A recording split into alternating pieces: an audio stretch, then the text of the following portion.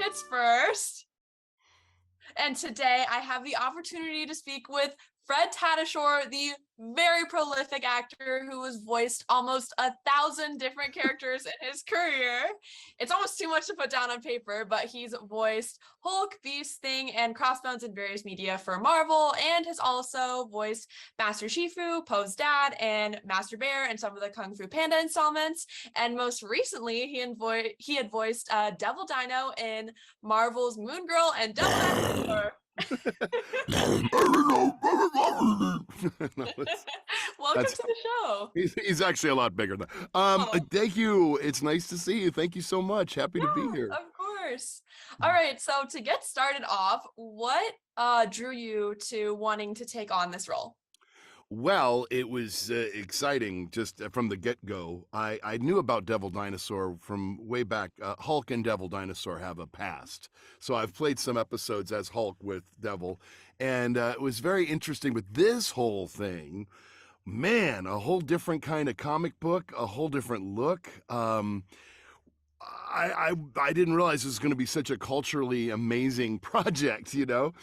So I was just honored to be part of, here we have Moon Girl, a woman of color, a nerd who is like the smartest person in the universe, Marvel universe.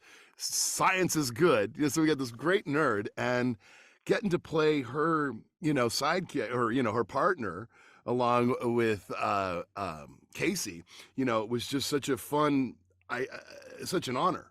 I didn't know, though, it was going to look this cool and sound this cool. I didn't know. I knew the comic book looked cool, but I didn't know how far they were going to take it like they did. And so from an actor point of view, it's really fun because this is like playing an instrument. I don't get the full line. I mean, other characters I play have lines and stuff, like Coach Her Breck and all that. Told there be no math. But like there's an interesting thing to do with these kind of characters where I want to know what the line is that you want me to say, and then how do we abstract that into his own language? So that became a really fun artistic challenge and joy to do. And it's great because you have the director, you have all the writers, the animators, designers there listening to it. Sam Riegel's my voice director, and we just are like, we do 3 or 4 different passes of a line. Lunella, we have to go to the store, or Lunella, look out for that, or and then we would have then they'd pick and choose, and we build it right there. So it's artistically really fun. Yeah. I was drawn to that, but now seeing the show, and seeing what it is, it's so much. It's just it's amazing. So I'm really drawn to it even more.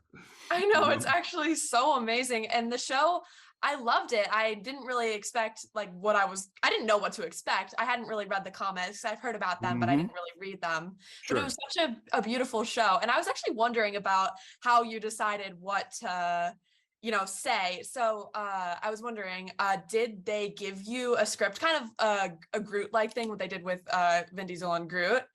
Did they give you a script of lines that you had to say and then yes, you said them? Okay. That's exactly right. So I actually read the full scripts, and I just start to write in or think about what is that line? How does that sound? And then I try to give them 3 or 4 choices. And then we go from there. So yeah, I've read the scripts. I knew they were cool, but I didn't realize the depth of the art and the animation and how each thing drives it. There's not like, oh, this music is background supporting, or it's no, literally science is explained. Emotions are spelled out right in front. Yeah. I get to know from emojis what he's talking about. Yeah.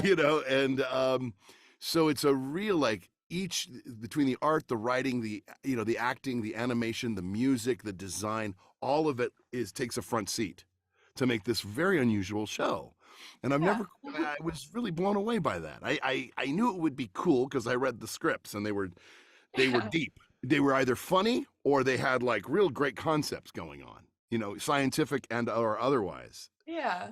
And it's got heart. It's got this beautiful heart to it. It's about finding your family, Yeah, it's a really beautiful show altogether. And so you were mentioning this, but How do you prepare differently for when you're voicing an animal versus a person, especially an animal who doesn't even have any lines, like speaking words per se? Yeah, you basically think of it like a right? What do you think?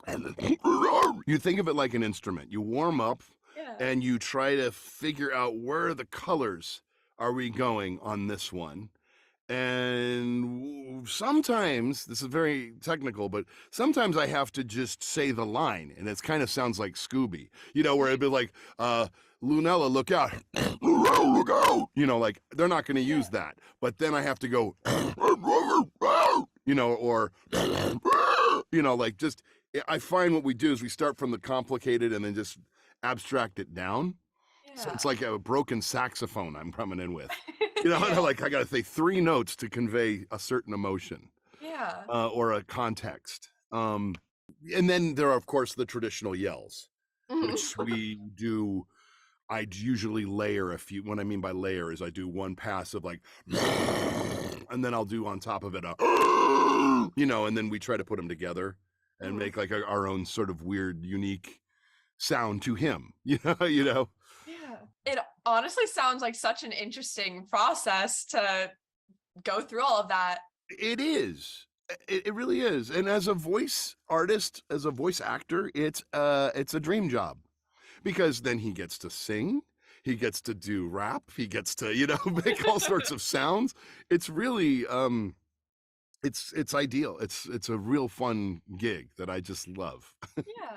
Okay. I'm actually curious where you actually recorded your voiceover for this show. In this room right Oh. here. Yeah. This is my studio. I have right at the beginning. I know that Libe and Diamond got to record together. I've never been in an actual record session. I become friends with them, Yeah. but I've never actually been. And I get to see animatics sometimes, which is the animation, a little bit. Not much though. So most of it is me looking at a script. Maybe I get to see some art, and some animatic, and then we just go. And I record in here ever since the pandemic. I was just building a studio for home use before the pandemic. We just moved into this house, and we're like, oh, let's do it. It's a converted laundry room. Yeah. And right when it all hit, everyone said, you need to be home. You need to be, and it's like, oh, it was like the half-built Death Star. It's like slowly, it kind of works now. And, Yeah. and it was just like barely building the parachute before everything hit. Yeah. And then, so I auditioned and from here and just did the work, everything from here, unless I was traveling, which I have a traveling kit. Mhm. But mostly this is the room. Wow. Yeah. Convenient timing, I guess, to start building it at least. What's that?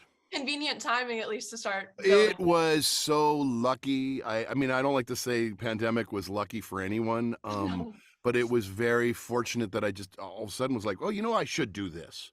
You know Yeah. what I mean? I should have my own space to make some work, done. And it was like, because the rest of the time before that was just driving all over town, which is, that's what you do as a voice actor. You hear all your 3 hours of driving. What do you think Devil Dino means to Lunella, and what do you like most about that relationship? What I love most about that relationship is these two people found each other. These two beings. And the reason he will do anything for her and loves her so much, because she took time to learn his name and learn his language and could communicate with him. And he'd never had anybody like that in his life. He came from a very scary place. And he's come into this and found a family at home. So what Lunella means, it's a partner, and it's a friend. It's more than just, he is like a 10-ton dog, but he's more than he's not a pet. He's actually her friend and family. And I think he sees her and ostensibly Casey as his family and someone he would do anything for. Loves her so much. And he is a do-gooder. They're both as wild as a force of nature as he is, right? He really has a good heart. And he loves deeply and wants to do well by people, and hot dogs. Loves the hot dogs. Yeah, yeah. But yeah. It's honestly what makes this show so different from other shows who maybe have an animal sidekick or a pet as a best friend, but really Devil Dino, he's just a best friend, you know? Yeah, he's a best friend who has like, complicated inner life, you know, and was jealous of a few friends like Casey and a hamster and all that, but learned not to be jealous, and he can share her with others. But yeah, there it's and she's strong where he isn't, and he's strong where she isn't, and that's really showing the team how you work together. You know, it really is. It's neat to see it all gel. You know. Yeah. Well, thank you so much for talking with Oh, me.